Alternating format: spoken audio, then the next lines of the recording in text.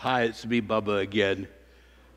Boy, you guys are all divided up over here. 3 and 2 and 1, that's better. Stay away from those girls, they're icky, huh? Okay. I got to tell you something.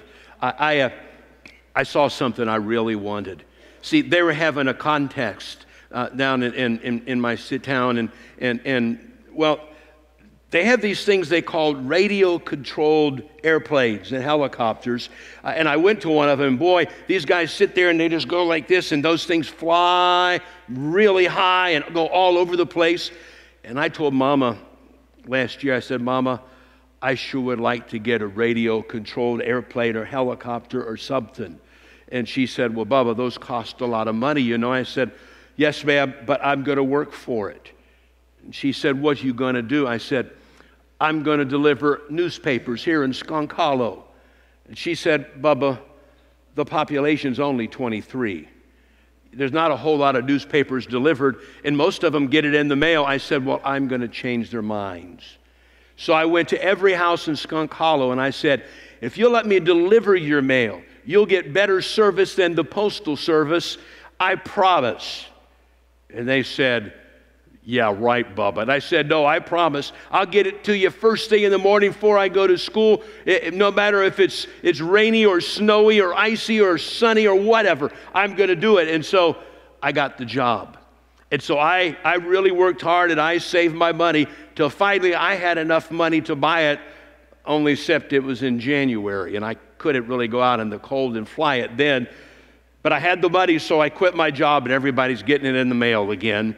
But I got to go to the store, and I bought a helicopter. I think helicopters are cool because they got these twirly birds up on top. They go round and round and round and round and round. And so my mama said, now, Bubba, before you go enter any contest, you need to find a place where you can go practice.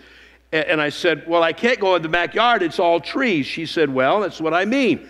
And so I got to thinking, and I've got an uncle, Uncle Virgil. Uncle Virgil lives outside the city limits. He's got a farm, and he's got a big cornfield.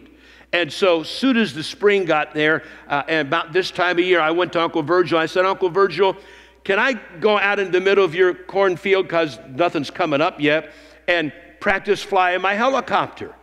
He said, sure, Bubba.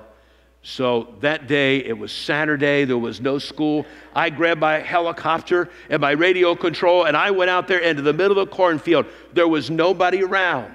And I set my helicopter down, and I got my radio control ready, and it said go, so I pushed the go button, and nothing happened. Well, I pushed it again, and nothing happened. So I started flipping the switches back and forth, and nothing happened. I went over and looked at it.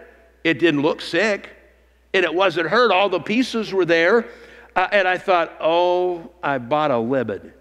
So I took my helicopter, and I was walking down the road, and Cousin Jesse came by. He said, what you doing, Bubba? I said, well, I was going to fly by helicopter, but it won't even go off the ground. It won't even start. He said, let me look at it. He looked at it. He said, doesn't look like anything's wrong with it. Why don't we go see Uncle Virgil?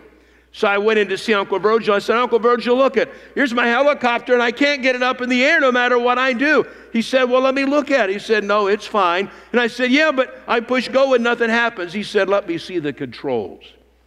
So he took a look at the controls, and he pushed buttons, and he tried all kinds of stuff, and he said, Bubba, did you buy this? Yes, sir. He said, did you see the little writing on the side of the box? I said, what writing? He said, you know where it says, batteries not included? I said, uh-oh. And sure enough, he opened up. There were no batteries in there. He said, Bubba, you can't make anything go if it doesn't have any batteries. You got to have the power to make it work. Then he sat me down and he said, you know what? In the Christian life, it works the same. You got to have the power of God in your life, or it just isn't going to work. So tonight we're going to be talking about getting your batteries hooked up. Okay? Okay, thank you very much. You can go back to your seats now.